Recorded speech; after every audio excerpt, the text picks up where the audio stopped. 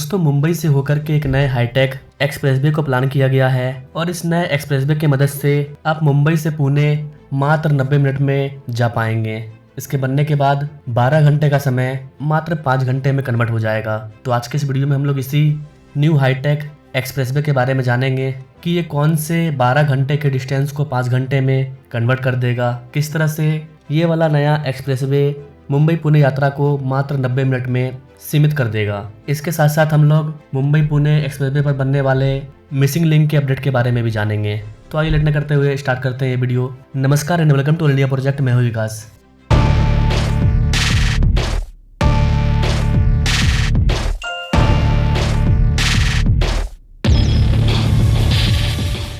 Guys, बुनियादी ढांचे को बढ़ावा देने के लिए केंद्रीय परिवहन और राजमार्ग मंत्री नितिन गडकरी ने एक नई एक्सप्रेसवे परियोजना की घोषणा की है, जिससे मुंबई और पुणे के बीच यात्रा का समय घटकर मात्र 1.5 घंटे रह जाएगा।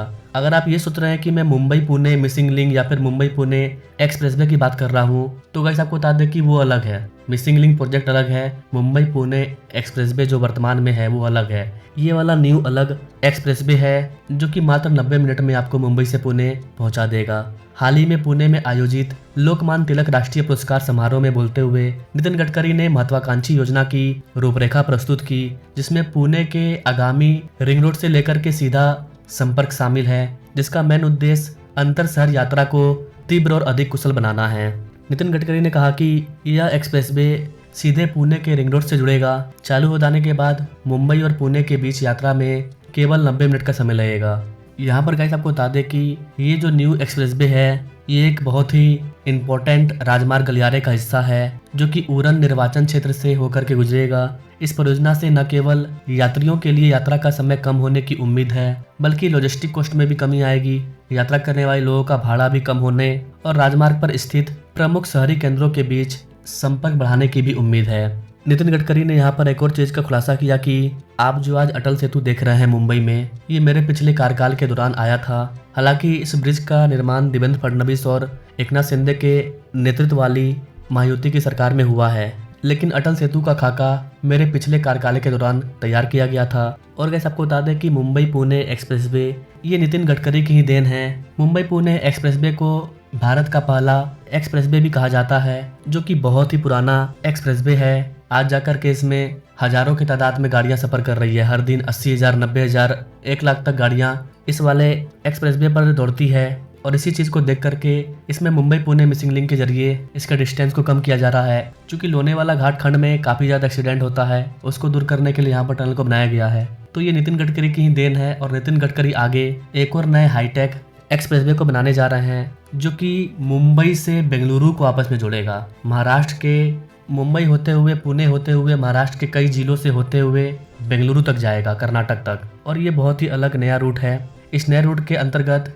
मुंबई से पुणे जाने में मात्र 1.5 घंटे का समय लगेगा। इसके अलावा वर्तमान में मुंबई से बेंगलुरु जाने में 10 घंटे से ज़्यादा का समय लगता है, जो कि मात्र 5 घंटे में पूरा हो जाएगा। इस वाले नए एक्सप्रेसवे के बनने से मौजूदा एक्सप्रेसवे और राष्ट्रीय राजमार्गों पर भीड़भाड़ कम होगा और इस गलियारे के साथ आर्थिक और औद्योगिक विकास को भी बढ़ावा मिलेगा। इसके अलावा गाइस आपको बता दें कि मुंबई और पुणे दोनों में तेजी से हो रहे शहरी विस्तार और मौजूदा मार्ग पर वाहनों के बढ़ते दबाव के कारण इस एक्सप्रेसवे से दैनिक यात्रियों, लॉजिस्टिक ऑपरेटरों और राज्य की समग्र अर्थव्यवस्था को महत्वपूर्ण राहत मिलने की संभावनाएं हैं। यहाँ पर गाइस आपको बता दें कि मुंबई बेंगलुरु न्यू एक्सप्रेसवे को भारतमाला परियोजना के तहत 40,000 करोड़ रुपए की लागत से बनाया जाएगा। ये 14 लेन का होगा, कहीं पर 10 लेन, कहीं पर 6 लेन। ये एक ग्रीनफील्ड एक्सेस कंट्रोल प्रवेश नियंत्रित एक्सप्रेसवे है। अभी अगर वर्तमान में आप मुंबई से बेंगलुरु जाते हैं ट्रैफिक में फंसते हुए, तो आपका 15 से 18 घंटे का समय लग जाएगा। बट दावा किया जा रहा है कि मुंबई बेंगलुरु नए वाले एक्सप्रेसवे के माध्यम से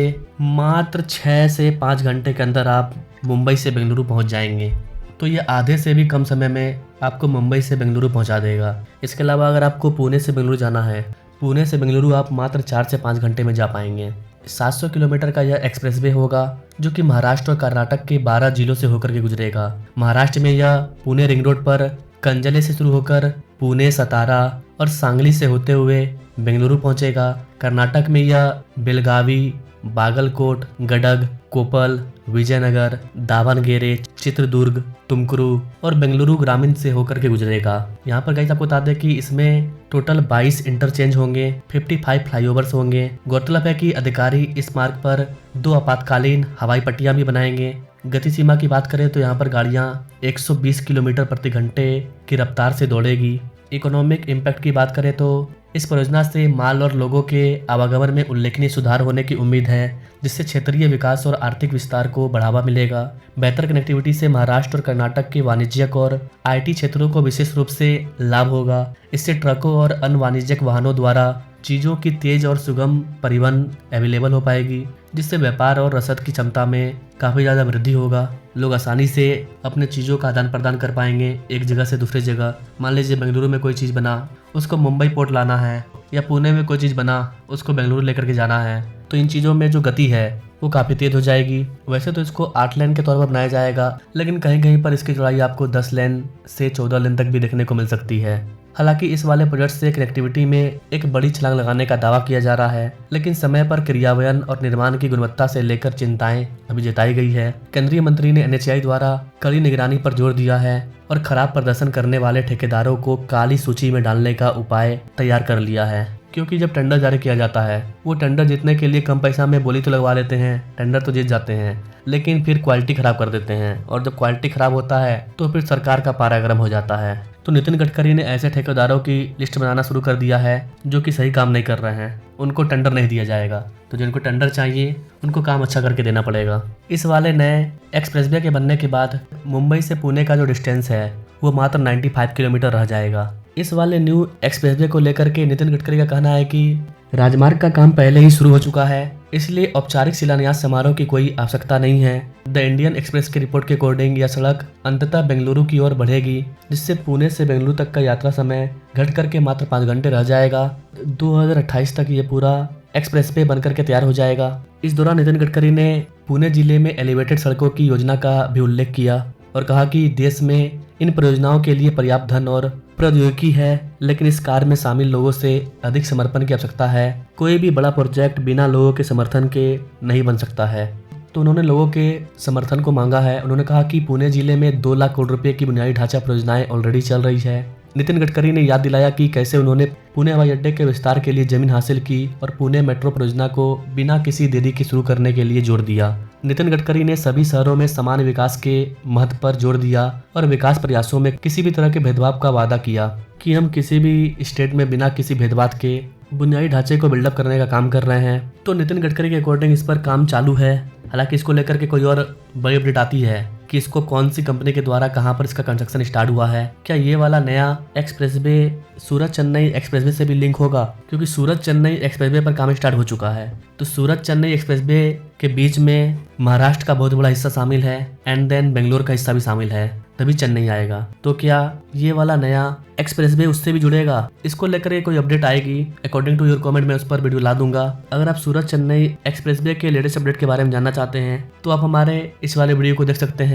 अगर आप इस वाले वीडियो को देख चुके हैं, इसके बाद वाले अपडेट के बारे में जानना चाहते हैं, तो आप हमें कमेंट कर सकते हैं, उस पर मैं वीडियो ला दूंगा। Now thanks for watching. मिलते हैं अपने लोग अगले वीडियो में, तब तक के लिए जय हिंद।